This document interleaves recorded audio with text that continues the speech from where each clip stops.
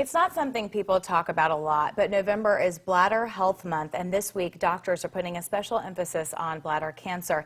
And this is a subject that hits really close to home for our Way 31 family. And as of years ago, Way 31 made a decision to include you, real people, in our news coverage. Whenever we cover an important story, we want to hear from you, how it impacts you and your family. Well, tonight, that real person is me. I'm fighting bladder cancer for the third time. It's the 6th most common cancer in America, and we thought it was time to start talking about it. No, it's not in the top 5 cancers in the country. Breast, lung, colon, prostate, or melanoma. They're still unsettling words to hear. It's a cancer or a tumor, neoplastic change, if you will, in that lining of the bladder. Dr. James Flatt with Huntsville's urology specialists says, I'm one of the tens of thousands of people, mostly men, who heard that diagnosis this year.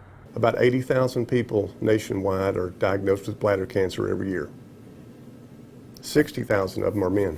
1 in 4 will die from it, but thankfully they're the exception. Most people do not die of bladder cancer. Anybody can get it, but it's most common in older adults. The first symptom is blood in the urine. That's how I discovered mine back in 2009. Yeah, without a doubt. That's the thing that gets most people's attention and drives them to go to the doctor. That's why it's so important to get a yearly checkup so your doctor can look for signs, even at a microscopic level. The nice thing about this cancer, if you can say that, there's an easy way for doctors to see it and remove it. Nature provides a natural opening for doctors into the bladder. Taking a scope, taking a look up in the bladder, that's where we generally find bladder cancer. If caught early, bladder cancer is treatable and curable.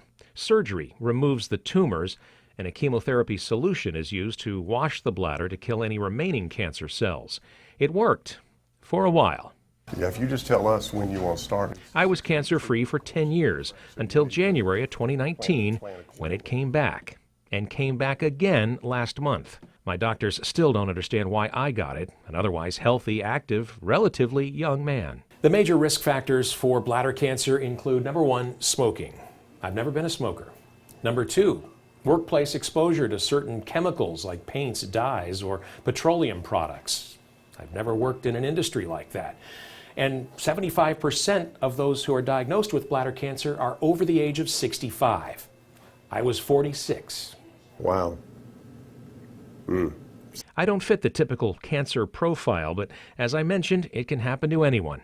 And when mine came back earlier this year, which doctors say happens in 1 in 3 survivors, it came back even stronger. So your stage was low, so you did not have significant depth of invasion.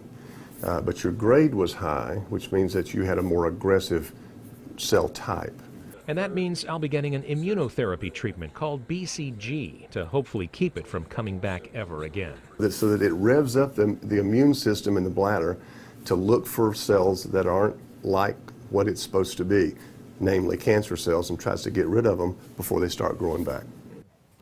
And Dan, you shared with me there's a shortage of this drug. There is. In fact, there has been a worldwide shortage. In fact, recently, Merck Pharmaceutical, the only company that makes it, has had to ration that drug over the past few years. They say they've now doubled production, and they should have more available very soon. And your prognosis is good. It is very good. I have great support, including my wife, Patty, and our children, extended family, friends who have been praying for me, and will continue to pray for me. Appreciate that.